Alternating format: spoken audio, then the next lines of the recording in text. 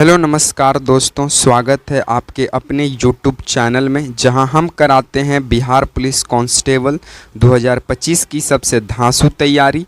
अगर आप पहली बार चैनल पे जुड़े हैं तो चैनल को सब्सक्राइब करना मत भूलेंगे, ठीक है। बाकी हमारे चैनल से जो भी आपको जीके जीएस के सीरीज़ दिए जा रहे हैं वे बिहार पुलिस 2025 के लिए बेहद महत्वपूर्ण है। तो आज की हम इस सीरीज में 15 बेहद महत्वपूर्ण सवाल को देखेंगे जो आपसे बिहार पुलिस में बार बार पूछने की संभावना बनी हुई है। तो चलिए बिना समय की गवाए हुए हम सवालों से शुरुआत करते हैं। उससे पहले भी बता दें कि यह बिहार पुलिस कांस्टेबल 2025 के टॉप 15 एमसीक्यू जीके जीएस के प्रश्न है जो बेहद महत्वपूर्ण है, आपके एग्जाम में सीधे देखने को मिलेगा। चलिए सबसे पहला सवाल आपके सामने रखा गया है कि भारत का पहला परमाणु परीक्षण कब और कहां हुआ था। ऑप्शन ए चेन्नई 1972 में, ऑप्शन बी पोखरण 1974 में, ऑप्शन सी कर्नाटक 1976 में या राजस्थान 1980 में। तो भारत का पहला परमाणु परीक्षण जो है वो 1974 में पोखरण में हुआ था। तो इस प्रश्न का right answer option number B होगा साथियों। चलिए इसका शॉर्ट डिस्कशन देखते हैं। डिस्कशन जो है ये कि भारत ने 18 मई 1974 को राजस्थान के पोखरण में स्माइलिंग बुद्धा कोड नाम से पहला परमाणु परीक्षण किया, ठीक है। तो कहाँ पे सबसे पहले किया था? तो राजस्थान के पोखरण में किया था। चलिए नेक्स्ट हमारा सवाल कहता है कि संविधान सभा की पहली बैठक कब हुई थी। ऑप्शन ए 26 जनवरी 1950, ऑप्शन बी 9 दिसंबर 1946, ऑप्शन सी 15 अगस्त 1947, ऑप्शन डी 26 नवंबर 1949। तो संविधान सभा की पहली बैठक 9 दिसंबर 1946 को किया गया था। तो इस प्रश्न का right answer option number B होगा साथियों। बाकी भारत का संविधान जो है वो कब लागू होता है? तो 26 जनवरी 1950 को भारत का संविधान लागू कर दिया जाता है और 26 नवंबर 1949 को भारत का संविधान बनकर तैयार हो जाता है, ठीक है। चलिए इसका डिस्कशन देखते हैं। इसका डिस्कशन ये है कि संविधान सभा की पहली बैठक 9 दिसंबर 1946 को हुई थी जिसकी अध्यक्षता डॉक्टर सच्चिदानंद सिन्हा किए थे और ये संविधान सभा के प्रथम अस्थायी अध्यक्ष थे। कैसे अध्यक्ष थे? अस्थायी अध्यक्ष थे, प्रथम अस्थायी अध्यक्ष थे। तो इस बात को भी आप ध्यान देंगे। चलिए नेक्स्ट सवाल बोलता है कि भारत के किस राज्य में काजीरंगा राष्ट्रीय उद्यान स्थित है। Option A Bihar, option B Assam, option C Paschim Bengal या ऑप्शन डी उत्तर प्रदेश। तो भारत के किस राज्य में काजीरंगा राष्ट्रीय उद्यान है? तो ऑप्शन नंबर बी असम में है। तो काजीरंगा राष्ट्रीय उद्यान असम में है। तो इस प्रश्न का right answer option number B होगा साथियों। चलिए इसका शॉर्ट डिस्कशन देखते हैं। शॉर्ट डिस्कशन यही है कि यह उद्यान जो है एक सींग वाले गेंडे के लिए प्रसिद्ध है और ये असम राज्य में स्थित है। अच्छा, ये जो है एक सींग गेंडा के लिए प्रसिद्ध है। कितना सींग? एक सींग वाले गेंडा के लिए प्रसिद्ध है। तो इस बात को भी आप ध्यान देंगे। चलिए नेक्स्ट हमारा सवाल कहता है कि सौर मंडल का सबसे बड़ा ग्रह कौन सा है। ऑप्शन ए पृथ्वी, ऑप्शन बी शुक्र, ऑप्शन सी शनि, ऑप्शन डी बृहस्पति। तो सौर मंडल का सबसे बड़ा ग्रह बृहस्पति है। तो इस प्रश्न का right answer option number D होगा। और सबसे छोटा ग्रह कौन सा है? तो सबसे छोटा ग्रह बुध है। उसके बाद शुक्र को जो है वो भोर का तारा और सांझ का तारा भी कहा जाता है। चलिए इसका शॉर्ट डिस्कशन देखते हैं। डिस्कशन क्या रहेगा? तो डिस्कशन यही रहेगा कि बृहस्पति सौर मंडल का सबसे बड़ा ग्रह है जिसका व्यास लगभग 1,40,000 किलोमीटर है। तो चलिए हम लोग नेक्स्ट सवालों की ओर हम लोग आगे बढ़ते हैं। नेक्स्ट हमारा सवाल कहता है क्या कि पानी का रासायनिक सूत्र क्या है। तो पानी का रासायनिक सूत्र H2O होता है, हाइड्रोजन के 2 बांध और ऑक्सीजन के 1 बांध मिलकर। कार्बन डाइऑक्साइड तो यह एक हानिकारक गैस है, ठीक है, हानिकारक गैस है।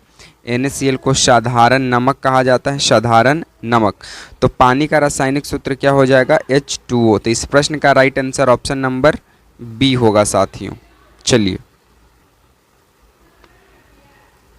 बिहार का राजकीय पशु कौन सा है? बिहार का राजकीय पशु कौन है? ऑप्शन ए शेर, ऑप्शन बी गेंडा, ऑप्शन सी बैल, ऑप्शन डी बारहसिंगा। तो बिहार का राजकीय पशु जो है वो ऑप्शन नंबर सी बैल है। तो इस प्रश्न का right answer option number C होगा, बैल। ठीक है, चलिए डिस्कशन करते हैं अब इसका।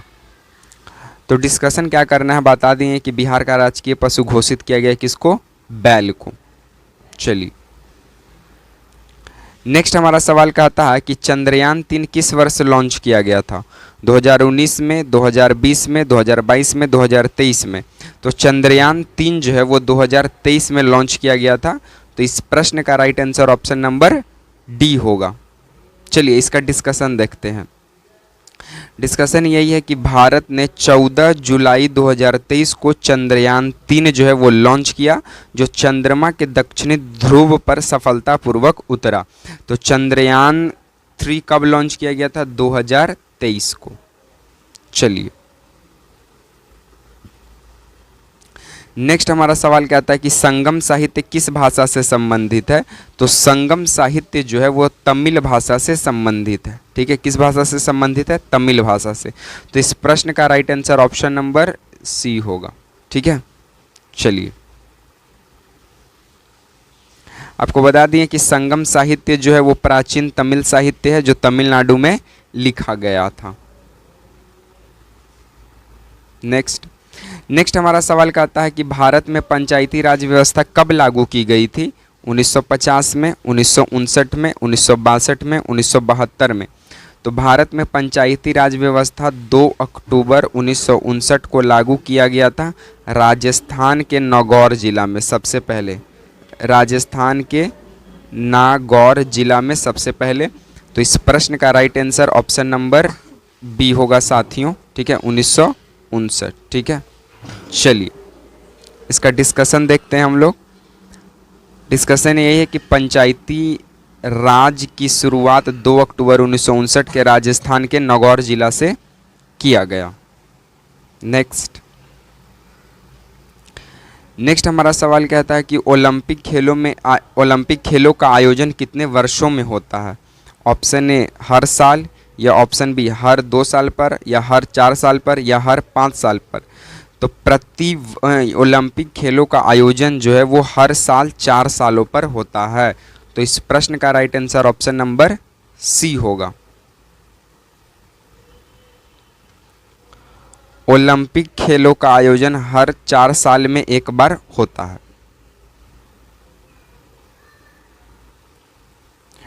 हर घर जल योजना किस मंत्रालय के अंतर्गत आती है? कृषि मंत्रालय, जल शक्ति मंत्रालय, स्वास्थ्य मंत्रालय, ग्रामीण विकास मंत्रालय। तो हर घर जल योजना जो है ये जल शक्ति मंत्रालय के अंतर्गत आता है।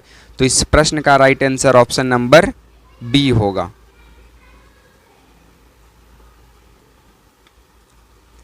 यह योजना ग्रामीण क्षेत्रों में हर घर तक पाइप से जल आपूर्ति के लिए है, और यह जल शक्ति मंत्रालय के द्वारा निर्गत किया जाता है। नेक्स्ट है कि मुगल साम्राज्य की स्थापना किसने किया था? अकबर ने, बाबर ने, हुमायूं ने, औरंगजेब ने। तो मुगल साम्राज्य की स्थापना बाबर ने किया था। तो इस प्रश्न का right answer option number B होगा। और बाबर का ही बेटा था बड़ा कौन सा? हुमायूं। तब बाबर के बाद राजगद्दी पर कौन बैठेगा? हुमायूं बैठेगा। नेक्स्ट, तो बाबर ने 1526 में पानीपत की लड़ाई लड़ी और जीतकर मुगल साम्राज्य की स्थापना की भारत के अंदर। तो इस बात को आप ध्यान देंगे। सार्क का मुख्यालय कहाँ स्थित है? सार्क का मुख्यालय कहाँ है? दिल्ली में है, काठमांडू में है, इस्लामाबाद में, या ढाका में है? तो सार्क का मुख्यालय जो है वो ये आपका बांग्लादेश की राजधानी काठमांडू में है। तो इस बात को आप ध्यान देंगे। तो इस प्रश्न का right answer option number B होने वाला है। नेक्स्ट, तो आपको बता दें कि काठमांडू, सार्क का मुख्यालय कहाँ है? नेपाल की राजधानी काठमांडू में स्थित है। ठीक है, चलिए हरित क्रांति के जनक कौन माने जाते हैं? तो हरित क्रांति के जो जनक हैं वो एम.एस. स्वामीनाथन माने जाते हैं, एम.एस. स्वामीनाथन माने जाते हैं। और हरित क्रांति की शुरुआत 1960 से लेकर 1970 के बीच में किया गया था। ठीक है, बाकी सीवी रमन ने तो सीवी रमन ने रमन प्रभाव दिया था, रमन प्रभाव दिया था। और इनका जन्मदिन 28 फरवरी को सेलिब्रेट करते हैं। इसी कारण 28 फरवरी को हम लोग विज्ञान दिवस के रूप में मनाते हैं। अब्दुल कलाम को मिसाइल मैन ऑफ इंडिया के नाम से जाना जाता है क्योंकि इन्होंने एक ही बार 5 मिसाइलों का निर्माण किया, पृथ्वी, अग्नि, त्रिशूल, नाग और आकाश। ठीक है, चलिए। और विश्व में हरित क्रांति का जनक विलियम गॉड हैं। भारत के वर्तमान 2025 के मुख्य चुनाव आयुक्त कौन हैं? Option A Sushil Chandra, option B Rajiv Kumar, option C Om Prakash Rawat, option D T N. Seshan. तो वर्तमान भारत 2025 के मुख्य चुनाव आयुक्त राजीव कुमार हैं। तो इस प्रश्न का right answer option number B होगा। चलिए, आपको बता दें कि जो राजीव कुमार हैं ये 2022 में ही भारत के मुख्य चुनाव आयुक्त बने थे और ये लगातार अभी तक अपने पद पर जो हैं वो आसीन हैं। ठीक है, चलिए। तो साथियों, अगर आपको वीडियो अच्छा लगा हो तो वीडियो को लाइक करें, कमेंट करके आपने कितने सही किए इस सवाल का जवाब आप लोग कमेंट बॉक्स में देंगे, और शेयर करें अपने दोस्तों के साथ। ठीक है, बाकी अगले वीडियो में हम लाएंगे हिस्ट्री एंड पॉलिटी के मिक्स सेट, हिस्ट्री और पॉलिटी के मिक्स सेट। तब तक आप पढ़ते रहिए, मेहनत करते रहिए, सफलता आपकी होगी ही होगी। चलिए।